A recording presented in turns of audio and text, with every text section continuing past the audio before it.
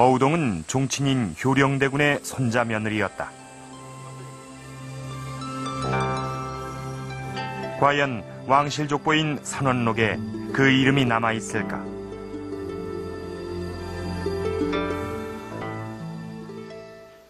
선원록에서 효령대군의 손자이자 어우동의 남편인 태강수의 이름부터 찾아봤다. 어우동의 성은 박씨, 그러나 태강수의 처는 덕산 신씨로 기록돼 있었다. 어우동은 그 존재조차도 지워져 버린 것이다. 조선시대 간통죄는 장형 100대에 처하는 중범죄였다. 유부녀는 여기에 10대가 더 추가됐고 여자는 옷을 벗고 맨살로 형벌을 받게 했다. 그런데 어우동의 형벌은 장형이 아니라 사형이었다. 성리학적인 윤리관을 빨리 정착시켜야 되니까 법보다 또 과도하게, 사실 간통했다고 해서 사형은 아니거든요. 간통하면 장 80, 장 90이거든요. 때리는 걸로 돼 있어요, 원래는. 근데 이렇게 사형까지 시킨 거는 이게 과도하다. 그때 당시에도 과도하다는 표현 썼거든요. 어동이 심했다 이렇게 얘기를 하는데, 그러면서 이제 빨리 이 사회가 보다 그 도덕적인 사회로 가야 하니까 좀 더 이제 강력하게, 실제보다 더 강력한 법으로서 이거를 했던 것이죠. 하루빨리 성리학을 정착시키기 위한 방편으로 조선왕조는 꾸준히 내외법을 강화해왔다. 내외법은 남녀 간의 자유로운 접촉을 막기 위해 여성의 행동을 규제한 법률이다.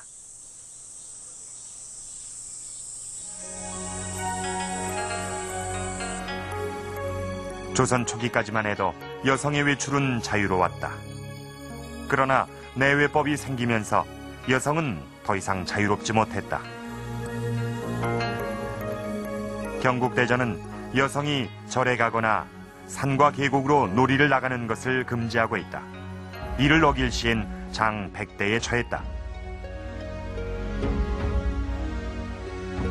또한 외출할 때는 반드시 지붕이 있는 옥교자를 타야 했다.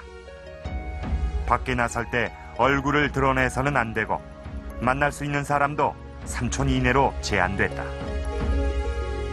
조선 전기까지만 해도 그 이전의 풍습이 남아있고 성리학적인 예제가 완전히 정착을 하지 않기 때문에 상대적으로 자유로운 편인데, 조선 중기 이후가 되면은 완전히 이제 성리학적인 예제가 정착하고 양반뿐만이 아니라 이제 그런 성리학적인 것이 일반 서민이라든지 이런 데까지 내려가거든요. 그러니까 사회 전반적으로 모든 계층의 여성들이 좀 이렇게 덜 자유로워지는 그런 측면이 있습니다.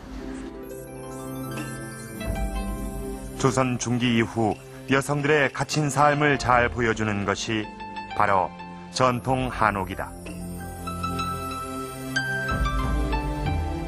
18세기 유학자 윤증이 살던 이 집은 대표적인 조선 후기 건축물로 알려져 있다. 건물은 사랑채와 안채로 구분돼 있는데, 사랑채는 바깥 주인이 기거하고 안채는 안주인이 기거하는 곳이다.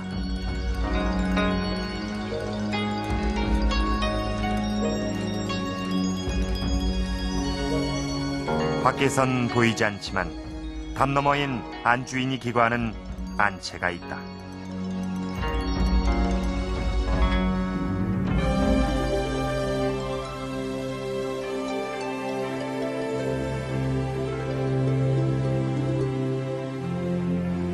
바깥 주인이나 손님이 안채로 들어가기 위해서는 대문을 통과해야 한다. 그런데 대문에 들어서면 또 하나의 벽이 안채를 가로막고 있다. 내외벽이다. 외부인과 안채를 차단한 내외벽 아랫부분엔 구멍이 나 있는데, 안채로 들어오는 사람을 확인하기 위한 장치다.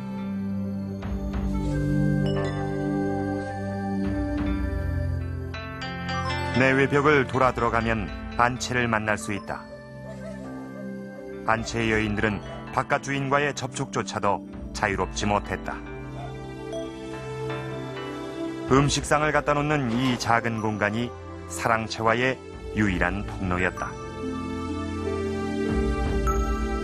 윤중 선생 고택은 그 조선 중기 이후에 한옥의 전형적인 모습을 보여줍니다.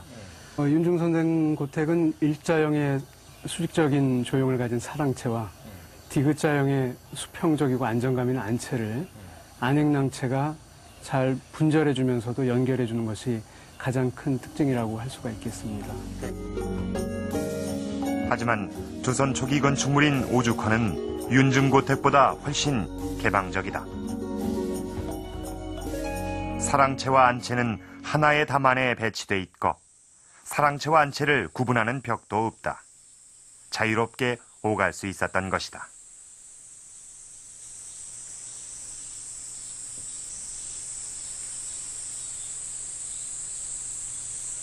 사방이 높은 담으로 둘러싸인 윤중고택을 보더라도 조선 후기 여성들은 삶이 철저히 안채에 고립돼 있었음을 알 수 있다.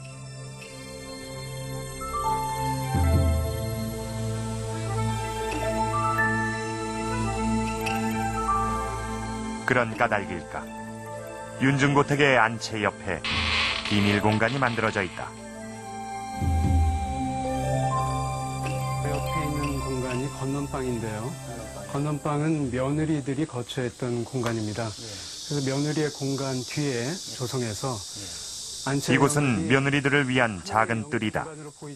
근데 후면 뒷뜰하고는 담장으로 완전히 차단이 되어서 그 안채의 그 시어머니 공간과는 분리되어 있습니다.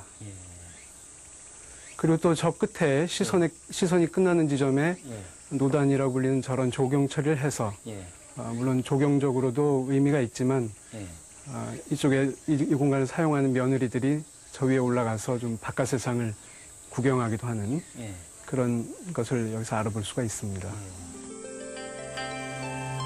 이 작은 뜰이 며느리의 유일한 휴식 공간이었다.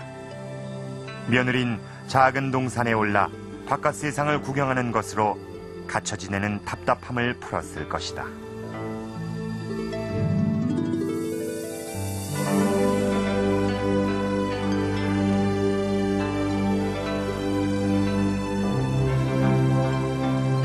조선 후기에 태어난 여인의 활동 공간은 안채로 줄어들었다.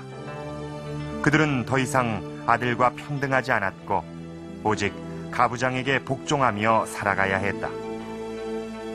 조선 후기 여인의 삶은 그렇게 달라져 있었다.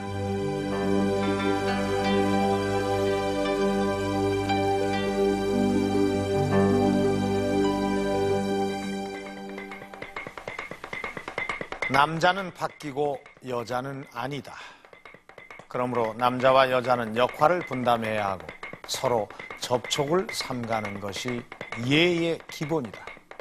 이것이 성리학에서 말하는 내외입니다. 남녀 공히 지키면 좋을 것이라는 윤리 덕목입니다. 이 내외가 조선 후기에 와서는 여성들을 억압하는 내외법으로 정착을 하게 됩니다. 자유로운 외출은 물론이고 만나는 사람까지도 제한을 받게 됩니다. 이것을 어길 시에는 가차없이 처벌을 받게 됩니다. 조선 왕조 500년에 있어서 여인들의 삶은 큰 차이를 보입니다. 이 조선 전기에는 남녀 차별 없이 재산을 상속받고 또 당당하게 그 재산권을